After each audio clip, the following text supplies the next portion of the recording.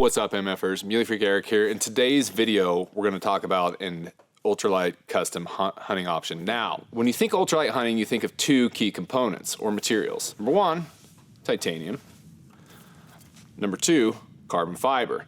Now, carbon fiber is 5 times stronger than steel, 2 times stiffer, and cools fast. Now, titanium is 2 times stronger than steel, corrosion resistant, and also lightweight. But when you think of carbon fiber barrels, you think Proof Research. Proof Research has long been hailed as one of the pioneers in the carbon fiber barrel industry. So Proof barrels are 64% lighter, dissipate heat quicker, the carbon allows the barrel to cool quicker, and thus allowing for a more accurate and follow-up shots to be more repeatable, aka more accurate. I've even heard of folks unthreading a barrel off a rifle, banging it against a brick wall, threading it back on, and have the rifle shoot the same groups. Now envision all the time, attention, and energy that goes into manufacturing a barrel and place it into a rifle. Behold. Whoopsie. Now behold. The Terminus. Now I hunted back with the Terminus back in 2008, killed one of my biggest mule deers to date with it. Absolutely loved this rifle. You got the classic Monte Carlo stock, and boom, the adjustability here of the all-new Tundra TI. This is the tactical flat dark earth custom paint job, whereas the Terminus is black jungle. Proof stock are handmade, hand-built, hand-sanded, and hand-painted. Now the time and attention that goes in these stocks is just unparalleled. You can see the craftsmanship, the smoothness, and all the fine lines of these edges on the stock. The entire gun is bedded, fully bedded, and comes with the Zermatt arms titanium action with the Trigger Tech special trigger. This particular Tundra TI is a 22-inch barrel, comes with a threaded barrel cap where you can put a suppressor on or a brake. This is an 8 twist, so it's going to fling those 175 grain ELDXs or 180 grain ELDMs really well. There's a few different options there, but traditionally you're going to want to go with an 8 twist on a 7 PRC. This particular rifle weighs in at 6 pounds 8 ounces, so ultra lightweight. You're going to have different barrel options, which is going to give you different weights as well, so there's that. When you get a custom proof rifle, you get one of these Ayler sample reports. Now, sample report, the group is 0.47 MOA at 100 yards with Hornady 180 grain ELDM. For factory ammo, that's insane. All right, so the scope I'm gonna go with is the Night Force NX8 40-32 by 50 first focal plane in mil. This scope weighs in at 1 pound 14 ounces. We're also gonna put some Night Force rings on it, which weigh in at 3.3 ounces. Cue the angels singing. Yeah, I'd say that's 1 pound 14 ounces. Let's go. Let's get it mounted up.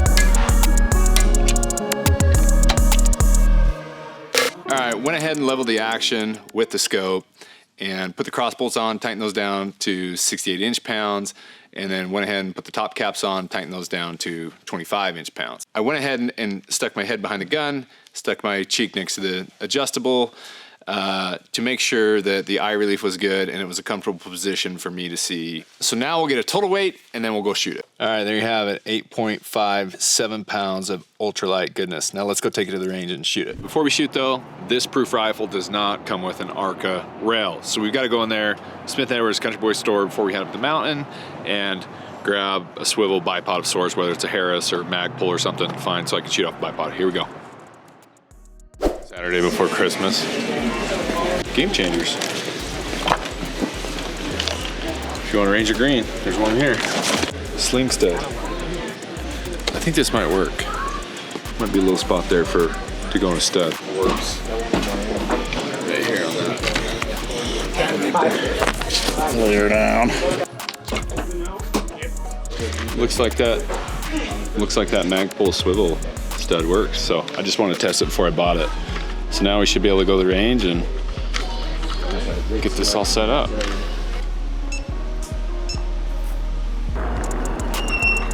So I went to Smith & Edwards Country Bush store and got a swivel mounting bipod because I don't have one of those. I have an Atlas, I have a 1911 at home. 1911 I really like. Turns out the Magpul makes a swivel stud mount bipod. It's called the Mo bipod. Should be perfect for this rifle. Now I don't have to do any machining or drilling into the proof stock. That'd be travesty if I screwed something up there, so this should work out nice. So the Ayler report had 180s at 0.47 MOA. So we're gonna go ahead and sight this in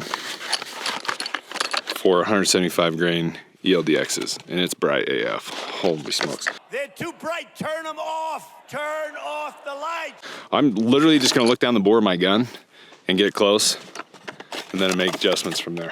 I mean, that should get me on paper there. So what I'm doing right now is I'm just lining up the bore on the paper with the scope. Hopefully that'll put it on paper, and I'll be able to see where I hit.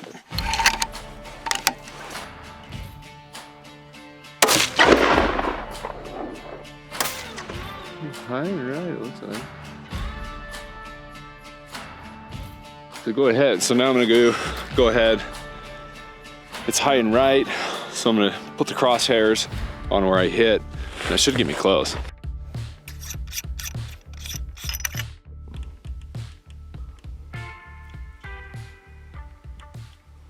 All right, that should put it close. Go ahead and shoot another one. But overall, first reaction, super comfortable. It's definitely lightweight. So, you know, when you're sighting in, you want to make sure you're really anchored in, have a good foundation here, nice bench, good rear support. You know, those heavier guns are easier to shoot. So, but this is ultralight hunting. So you sacrifice some of the steadfastness for the lightweight backpack ability. So, I'm gonna go ahead and shoot another one, see how that goes.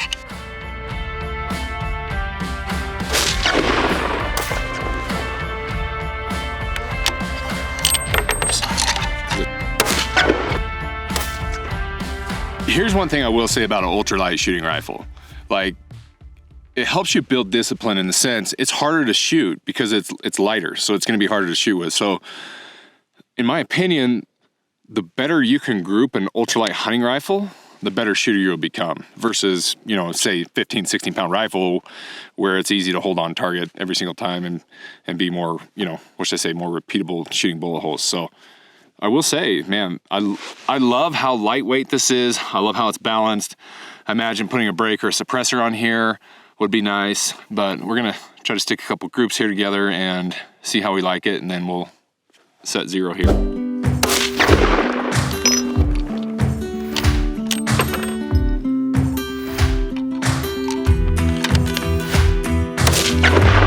So I'd say my elevation's good. I'm just gonna fine tune my left to right.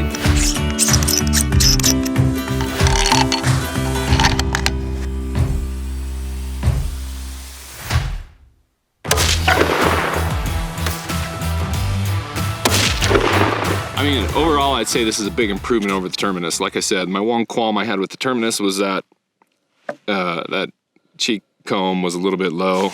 The fact that you have this adjustability in the Tundra is really nice. So we're gonna go ahead and send one at 740 yards. Plugged in the bullet data into the app here, the Hornady app, and we're gonna dial it 4.16 mils and just verify at distance, and we're gonna take this cow elk hunting tomorrow.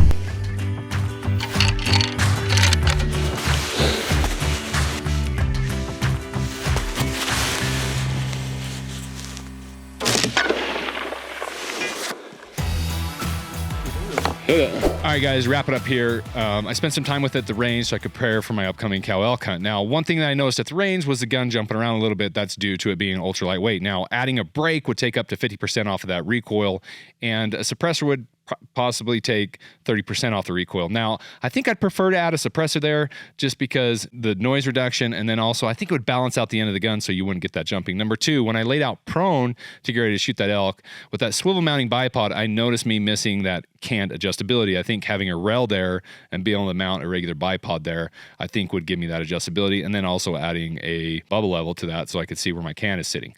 Now, lastly, I was able to take it out on that elk hunt, shoot my elk at 297 yards with a Tundra TI with my little daughter. It was a great time. So, new video to come on how groups. Number 2, subscribe to this channel. And number 3, leave a comment. We'll catch you on the next one.